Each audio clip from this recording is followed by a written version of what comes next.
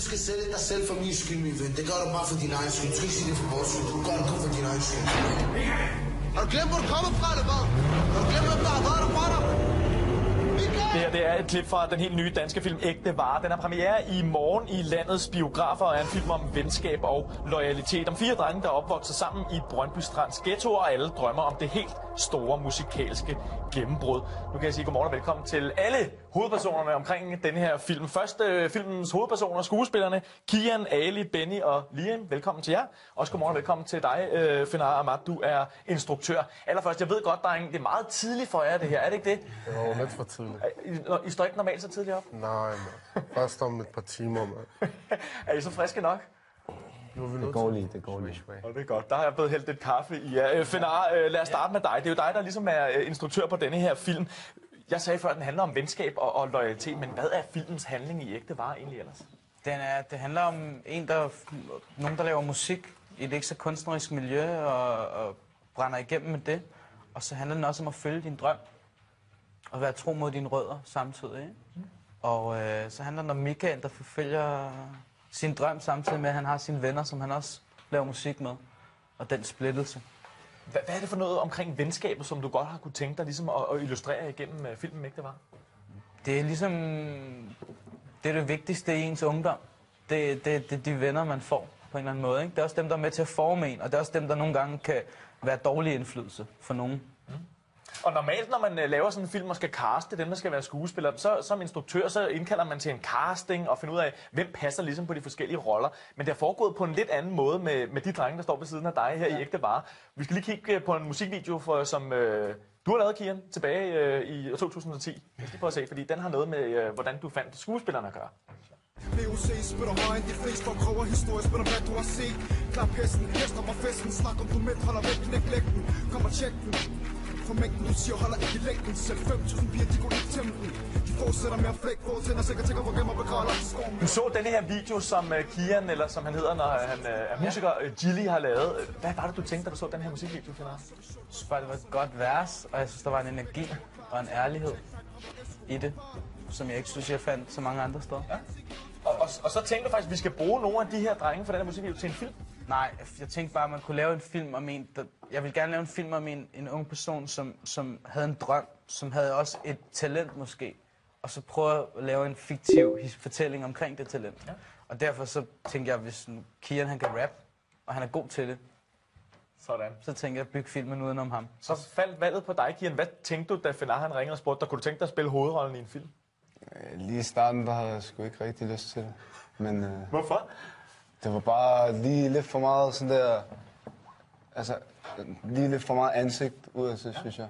Men der gik jo også, 2 år eller sådan noget, før at det rigtig blev sat i gang, ikke? Ja. Han spurgte før, før han havde fået det hele igennem og sådan noget. Men så til sidst, så tænkte jeg, at det var en god chance. Ja, det er også 4 år siden. Hvor gammel var du på den her musikvideo?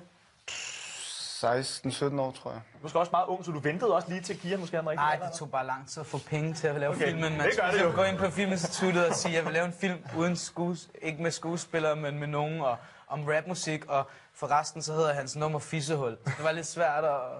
Det var svært at sælge. Det havde været nemmere med en anden titel. Ali, I er jo bedste venner i virkeligheden også. Jer 4, som spiller hovedrollen. Gode venner i hvert fald. Hvordan var det for jer at arbejde sammen på et arbejde, som det jo er, når man skal være med i en film? Ja, det var noget af en oplevelse, men det var også sådan lidt, at vi skulle stå og spille sure på hinanden og sådan. Det var måske noget af det sværeste.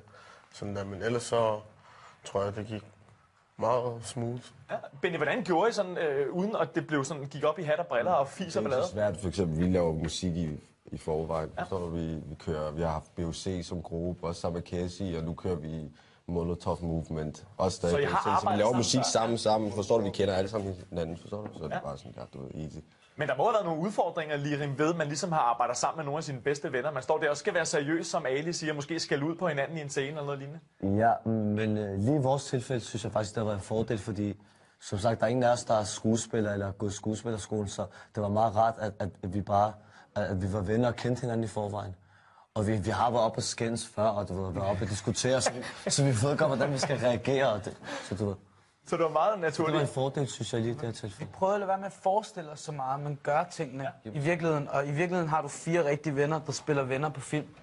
Og det tror jeg, man kan mærke, når man ser filmen. Jeg så filmen i går som sådan en forpremiere. Jeg var virkelig imponeret. Det kan man virkelig godt mærke. Og vores serie kan måske også lige mærke det i den næste scene, vi skal se her. Det er, hvor hovedpersonen Ali, han blandt andet en lille smule sur på Kian. Lad os prøve at se det en gang. Hvad er det for en sindssyg bil, du har fået dig? Jeg har lånt den. Hvem har du lånt den af? Det er Apollos. Den er ordentligt flot. Den er helt ny, men du ser helt vasket ud. Jeg har lige vasket den. Har du købt den ren for Apollo? Jeg skal bare lige over til min mor og hente ting, så vasker den lige hurtigt.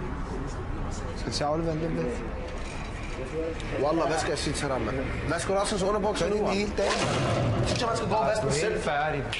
Gå og aflevere den Hvor sådan. meget af det her, som vi ser beklædnet i det her klip, er manuskript, og hvor meget af det noget, I står og improviserer? Det der det er fuld improvisering. Ja? Det der. Ja, du ved, der er A til B, for der er siger, bum, det her, det er, hvad der skal ske. Og så går folk bare til den, sådan det her. Det er også bare, selvfølgelig, de har jo skrevet et manuskript. Jeg har brugt lang tid på. Det er også bare, vi har holdt os til situation, altså måske ændret situationen, men budskabet i den situation er ligesom det samme, ikke? Ja. Bare gjort det realistisk for mange mennesker på en eller anden måde. Ja, for dialogen kommer til at virke meget realistisk, finder når man ser sådan en scene. Det er fordi, de får lov til at bruge deres egen ord til at sige det, de vil, eller den modstand, de skal bekæmpe på en eller anden måde, i stedet for at jeg propper ord i munden på dem. Men der er skrevet manuskript i det. Ja, og det er bare manuskriptet, der bruger man situationerne og scenerne og indholdet, men replikkerne, det er replikkerne, som de får lov til at forme lidt på deres måde, sådan så de passer bedre til deres karakter. Ja. Hvad har været det fedeste ved at være med i det her, Lirin? Det første? Det første, der er mange ting faktisk. Jeg har svært ved at pege en af tingene ud. Bare alt det, der følger med, og bare mens vi laver film, synes jeg, vi hygger os rigtig meget. Så... Lærte også nogle nye mennesker at kende. Ja, lige præcis. Man lærer en masse nye mennesker at kende, også i forløbet, ikke så? Og så ved jeg, Ali, at I er også blevet nævnt i noget, der hedder The Hollywood Report, som jo er en amerikansk netavis, som jo har rost jer, fordi de har været at se filmen under det, der hedder CPH Pix, eller Copenhagen Pix. Det er jo også fedt at tage med, er det ikke det? Ja, 100, man. Få noget opbakning. Kian er blevet kaldt, de har sammenlignet ham med ham der, Paul Walker og... Som man kender fra Fast and the Furious, Ja, og så det afdøde. var meget fint, mand. Sådan. Masser af god omtale omkring den her film Ægte Veje. Jeg kan kun anbefale vores seere til at gå ind og se den. Som jeg kunne se på vejrudsigten, så bliver der også rigtig biografvejr til at gå ind og se Ægte Veje. Præcis premiere i morgen i Landsbiografer. Tusind tak skal I have, fordi I kom alle sammen. Tak.